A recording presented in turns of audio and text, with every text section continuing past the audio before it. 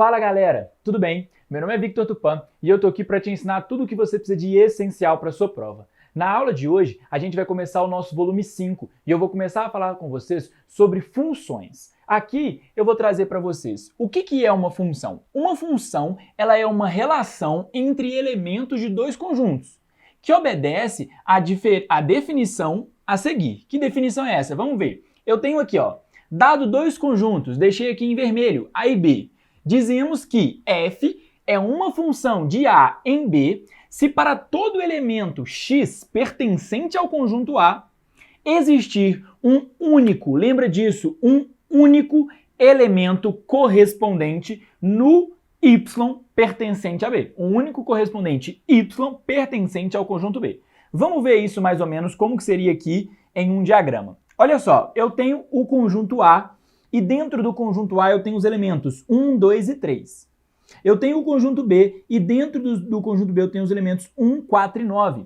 Eu posso falar que o 1 liga no 1, o 2 liga no 4 e o 3 liga no 9, certo? Se você já viu alguma coisa sobre função, você até pode conseguir me falar qual é a função que tem aqui. Se você não viu, eu te conto, você vai perceber. Veja bem, o 1 ligou no 1, 2 no 4, 3 no 9, é como se eu ligasse os elementos x do conjunto A ao seu quadrado.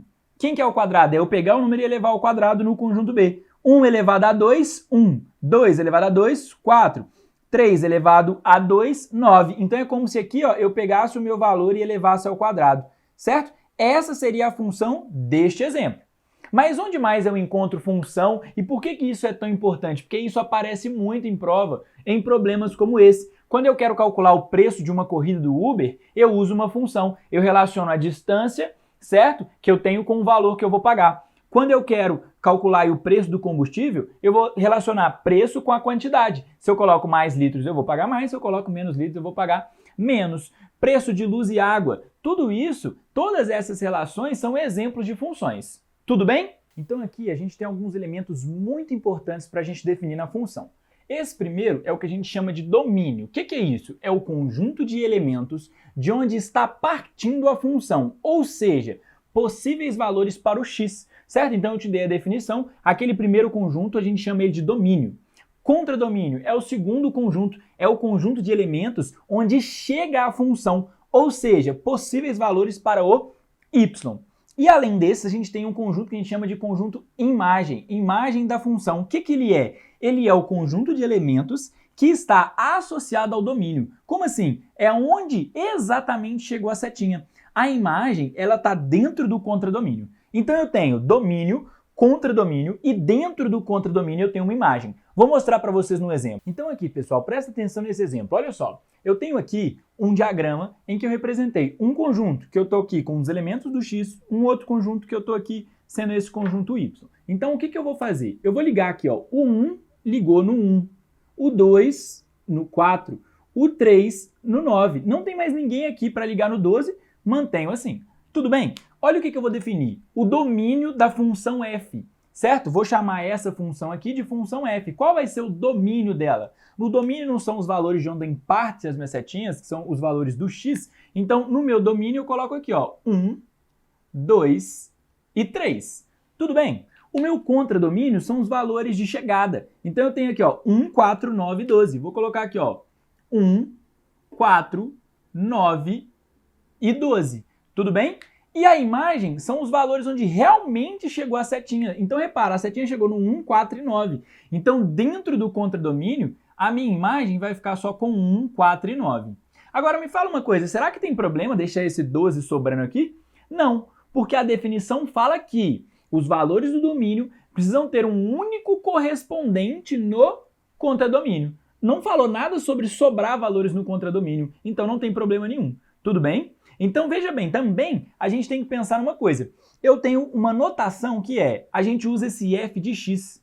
O que é isso? A gente usa isso quando eu quero representar uma função f de x, certo? E esse f de x é o nosso conjunto aí, o nosso conjunto y. Analisando esse diagrama aqui de novo, vocês podem perceber que a minha função f de x, ela é x ao quadrado. Repara que os valores em que eu cheguei, se eu quiser calcular, por exemplo, o f de 1, eu vi aqui, era 1 ao quadrado, ou seja, resultado 1. f de 2, como que eu calculo f de 2? Eu substituo no lugar, ó, 2 ao quadrado, 4. f de 3 igual a 9, 3 ao quadrado igual a 9. Então, se eu tenho uma função e eu quero descobrir para qual valor o resultado vai ter, eu substituo onde tem a letra x pelo valor que foi dado. Então, substituir por 1, 2, 3, eu substituo na função o valor por 1, 2 e 3 e chego neste resultado. Beleza? Uma coisa muito importante que a gente precisa saber aqui dentro dessa parte de função é quais são os tipos de representação dessas funções que a gente vai encontrar. As principais maneiras são fórmulas, gráficos e diagramas. Então eu consigo representar todas as funções dessas maneiras. O que a gente tem que lembrar sempre quando a gente estiver analisando isso é que para todo elemento do domínio deve existir apenas uma única imagem no contradomínio. Essa é a definição de função. Se a gente analisar sempre isso, vai sempre dar certo. Repara bem, elas podem vir em fórmulas, ó, como essa e como esta. O que eu preciso verificar se a fórmula representa uma função ou não é se existe uma única imagem no contradomínio. Beleza? O que eu vou verificar nos gráficos é a mesma coisa. Um gráfico ele pode aparecer assim, pode aparecer, tem vários outros formatos. Mas, de novo, se não seguir essa regra, não será uma função. Então, repara, esse caso aqui, ó, para cada elemento de x, eu tenho apenas um correspondente no y. Uma maneira que a gente aprende de definir se é ou não uma função através do gráfico é fazer cortes no gráfico paralelos ao eixo y. Se esse corte sempre cortar em um único ponto, eu falo que isso é uma função. E repara, todos esses cortes que eu fiz corta a linha preta, que é a nossa função, em um único ponto. Então eu coloco aqui, ó, é função, certo?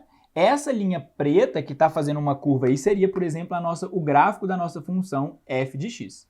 Agora vamos ver nesse segundo aqui. Se eu fizer os cortes, eu nem preciso fazer para você reparar que aqui, ó, cortou em 2 pontos. Quer dizer que o meu valor, vamos supor o 0, ele tem 2 correspondentes do domínio. Então eu teria um valor do domínio com 2 correspondentes, ele deixou de ser único, certo? Então isso aqui não é uma função. Não é função. Você deve estar pensando, como assim? Não entendi direito. Pensa bem, você está lá pensando no preço da sua conta no Uber. Aí chega uma situação para você em que se você andar 10 km ou se você andar 20 km, você paga o mesmo tanto. Não faz sentido. Se você andou mais, tem que pagar mais. Se andou menos, tem que pagar menos. Então isso aqui que aconteceu. Ele está falando que quando a função era 0, por exemplo, você não andou nada, você pode escolher se você paga, sei lá, 10 reais ou 20 reais. Não faz sentido. Então por isso que deixa de ser uma função. Tudo bem? E aqui eu mostro para vocês a nossa representação por diagramas. Veja bem, imagina aqui que nesse caso eu tenho todas as setinhas indo para o 0, certo? Então isso é uma função? É função. Por que é função? Porque eu sigo a regra de todos os elementos do domínio devem ter um único correspondente. Reparem, eles têm o mesmo correspondente, mas é o único? Sim, é o único. Então é função e a gente chama de função constante. Função constante. Beleza? Então é função e ela é chamada de função constante. Aqui eu tenho outro exemplo, ó. Aqui e aqui. Isso é uma função? É função também. Por que é função? Porque todo elemento do domínio tem um único correspondente no contradomínio. Então é função. E aí não tem problema nenhum. Beleza? Não tem problema nenhum. Aqui, nesse caso, imagine que eu faço assim, ó. Ok? Isso é função? Não, porque eu tenho um elemento do domínio que não é único no contradomínio, ele tem 2 opções, então não é função. Não é função. E aqui nesse caso também eu poderia fazer assim, ó, e deixar esse aqui sozinho. De novo, não é função. Não é função por quê? Porque tem um valor aí que sobrou. E pode sobrar valor no contradomínio? Não pode. Então qual que é a regra para analisar diagrama? Não pode sobrar valor no domínio, no contradomínio pode, não tem problema. No domínio não pode sobrar valor e dele só pode partir uma única setinha. Acabou. Se você analisar isso, você vai entender aí sempre se o diagrama é uma função ou não. Tudo bem?